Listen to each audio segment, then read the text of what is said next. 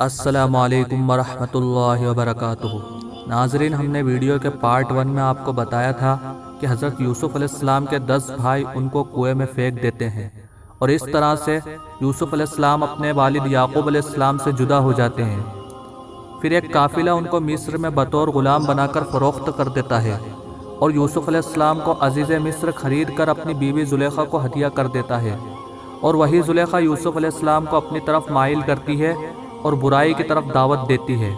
پر یوسف علیہ السلام اللہ سے دعا کرتے ہیں اور اللہ ان کی حفاظت کرتا ہے، اور آگے مصر کی تمام عورتیں حسن یوسف کو دیکھ کر پھلوں کی بجائے اپنے ہاتھوں کو کاٹ لیتی ہیں، پھر انہیں اپنی طرف مائل کرنا چاہتی ہیں۔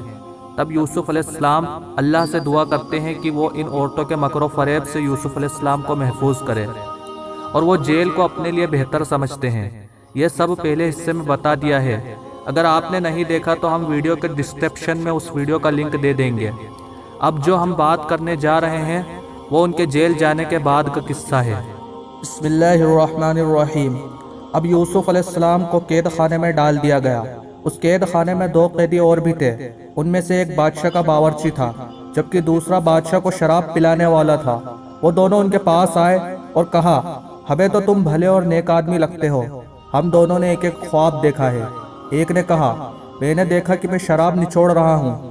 دوسرے نے کہا، میں نے دیکھا کہ میں سر پر روٹیاں اٹھایا ہوا ہوں اور پرندے اسے نوچ نوچ کر کھا رہے ہیں۔ آپ ان خواب کی ہمیں تعبیر بتائیں۔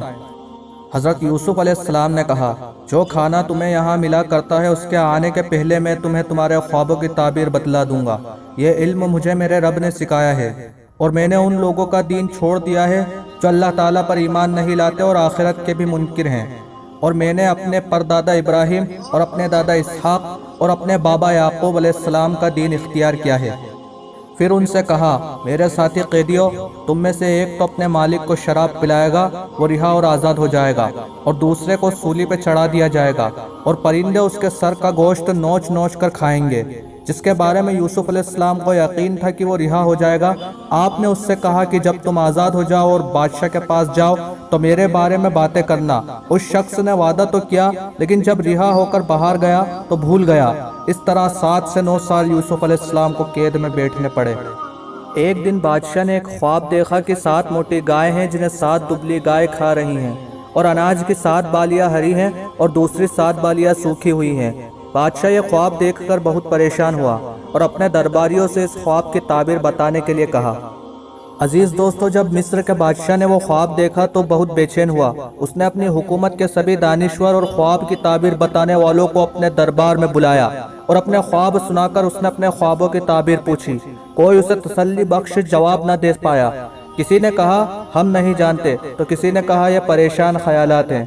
اسی دربار میں وہ شخص بھی تھا جسے یوسف علیہ السلام نے اس کے خواب کی تعبیر بتائی، اور وہ آزاد ہو گیا تھا۔ اسے یوسف علیہ السلام کی یاد اس وقت آئی۔ اس نے بادشاہ سے کہا کہ میں آپ کے خواب کی تعبیر بتلا سکتا ہوں، مجھے قید خانے بھیجا جائے۔ بادشاہ نے اسے قید خانے جانے کی اجازت دے دی۔ جب وہ یوسف علیہ السلام کے پاس پہنچا تو اس نے کہا، اے میرے سچے دوست، مجھے معاف کر دینا، میں اپنا وعدہ بھول گیا تھا، لیکن ابھی میں آپ کے پاس ایک خواب کی تعبیر جاننے آیا ہوں۔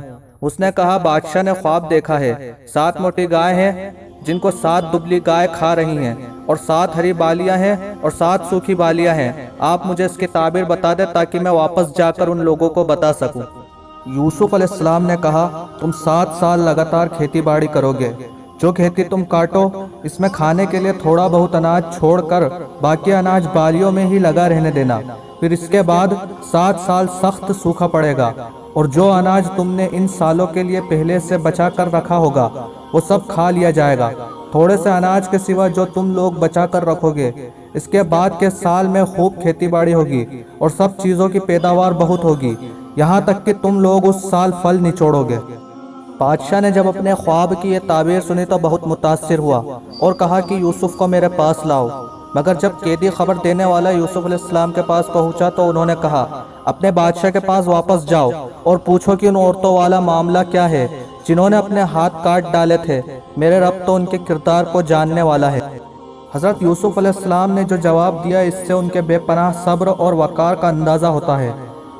آپ نے اپنی بے گناہی ثابت ہونے سے پہلے اپنی آزادی کو قبول کرنے سے انکار کر دیا، बादशाह ने उन सारी औरतों को बुलाया और पूछा, क्या मामला था जब तुमने यूसुफ अलैहिस्सलाम को वरगलाना चाहा था? वो सब बोल उठी, माशाल्लाह हमने उनमें कोई बुराई नहीं देखी। उसी वक्त जुलेखा भी बोल उठी, अब तो हक बात जाहिर हो चुकी है, मैंने ही उसे वरगलाया था और वो सच्चा है। यूसुफ अलैहिस्सलाम ने कहा, मैं तो बस इतना चाहता था कि अजीज़ मिस्र ये जान ले कि मैंने उनकी पीठ के पीछे उनकी खयानत नहीं की, और अल्लाह ताला कभी खयानत करने वालों को राह नहीं दिखाता। इस तरह भरी महफिल में यूसुफ अलैहिस्सलाम की बेगुनाही साबित हो गई और असल मुजरिम ने अपना गुनाह कबूल किया। अब बादशाह ने यूसुफ अलैहिस्सलाम से कहा, आपने जो इन ख्वाबों की ताबीर बताई है तो उससे निपटने की तरकीब क्या होगी? हज़रत यूसुफ अलैहिस्सलाम ने कहा, मुझे ज़मीन के ख़जाने पर मुकर्रर कर दिया जाए, मैं इनकी हिफाजत करने वाला हूँ और ये काम भी जानता हूँ। तब बादशाह ने उन्हें वजारत मालियात या वजारत खुराक के मनसब पर फाइज किया। अजीज़ दोस्तों, अल्लाह ताला फरमाते हैं कि इस तरह हमने यूसुफ को इस सरजमीन में इक़्तिदार अता किया, वो जहाँ चाहते रहते, हम जिसे चाहते हैं नवाजते हैं और नेक लोगों का अज्र ज़ाया नहीं करते।